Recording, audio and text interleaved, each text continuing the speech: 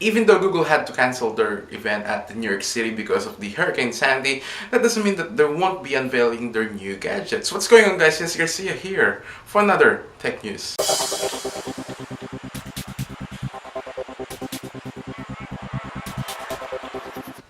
Alright, first of all is the Nexus 4. Now, the way I see Nexus 4 is pretty much just like the successor, the Samsung Galaxy Nexus, which was actually announced last year. Now, the reason why I say that is pretty much because of the similarities between the two in terms of when you look at the front, you'll still have that curved looking design, and obviously no branding of the company at the front. However, on the back you'll actually see the LG brand. Now, apart from that, you'll have a 4.7-inch display with a resolution of 1280 by 768.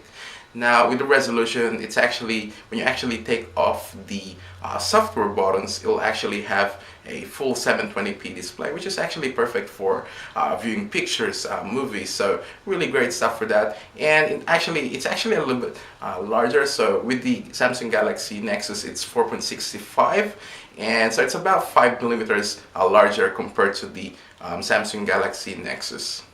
Now, looking at the back of the Nexus 4, now I'm not really a big fan of it. Some people actually like it, some people are not, but personally I'm not a big fan of it, probably because of the way where they place the camera as well as the LED. But in terms of camera, they've actually upgraded it to 8 megapixel. Now, with the old Samsung Galaxy Nexus, it was only 5 megapixel, which was actually just decent. Not the best camera that you can find, like for example the iPhone 5 or the Samsung Galaxy Note 2 as well as the Samsung Galaxy S3. So not the best camera back then, but now huge step up from them.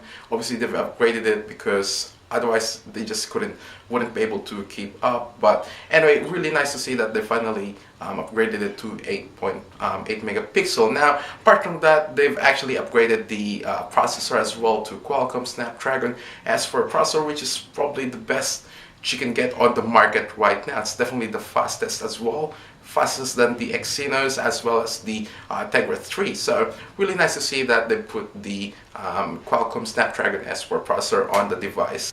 Also, 2 gigabytes of RAM has been added on the device. Now, speaking of RAM, really happy for companies now that they're bringing the 2 gigabytes of RAM on the smartphone. Now, simply because it's just gonna give us a better multitasking experience on the device, because sometimes one can be a little bit small, especially when you're running intensive applications like games. So pretty much that's the reason why I'm really happy that they've got 2 gigabytes of RAM. Now, apart from that, there's also battery has also been upgraded. It's now 2100 milliamp hours to pretty much just enjoy all the goodness of the Nexus 4. Now, one thing I like about this device is actually the wireless charging capability, because what happens is all you gotta do is place your smartphone on the docking station, which I believe Google is gonna be selling that in the near future, and then bam, wireless charging. How awesome is that? Now, there are actually going to be two different versions of this smartphone. There's going to be an 8 gigabytes version for $349 as well as $399 for the 16 gigabytes version. Now, that's Australian pricing.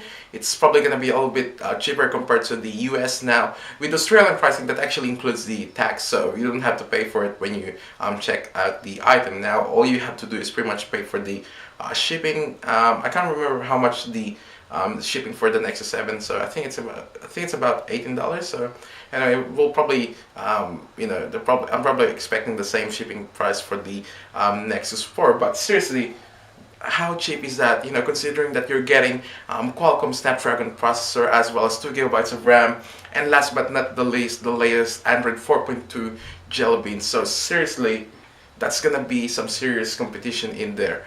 Now, along with Nexus 4, Google also unveiled the Samsung Nexus 10, which is a 10-inch tablet. Now, you're gonna be shocked with the resolution of this device. Not just the resolution, but the battery as well. Alright, why are you gonna be shocked? Because the resolution is 2560 by 1600. 2560 by 1600. Seriously, that's crazy. That's higher resolution than this and my monitor, and obviously higher resolution than the iPad's Retina display. Oh man. Now, the tablet will also feature a dual-core A15 processor as well as 2 gigabytes of RAM, and last but not the least, the battery. Now, the battery is 9,000 milliamp hours. Oh man, how long will that last?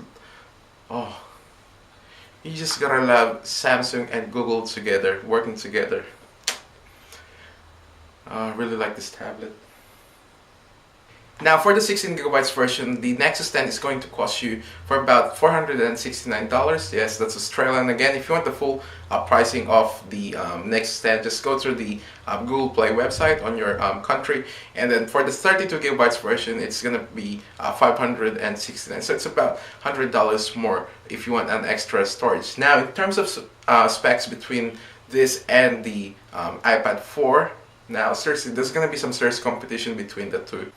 What's more important is they're all going to be shipping with Android 4.2 Jelly Bean with some improvements such as the photosphere, which can take 360-degree panoramic photos, as well as the updated version of Google Now, and last but not the least, Gmail 4.2. Now if you want to install Gmail 4.2, I've got a video on how to do it on the Nexus 7. I'm going to be posting the link down below in the description box, so make sure you check that out if you want to install it right now. And yeah, so pretty much there you have it, guys. That is the news for today. Let me know if you're going to be purchasing either of the Nexus 10 or Nexus 4, or you're going to wait for more Nexus devices. So just hit that in the comments down below. I'm Jens Garcia, and I'll see you all in the next one.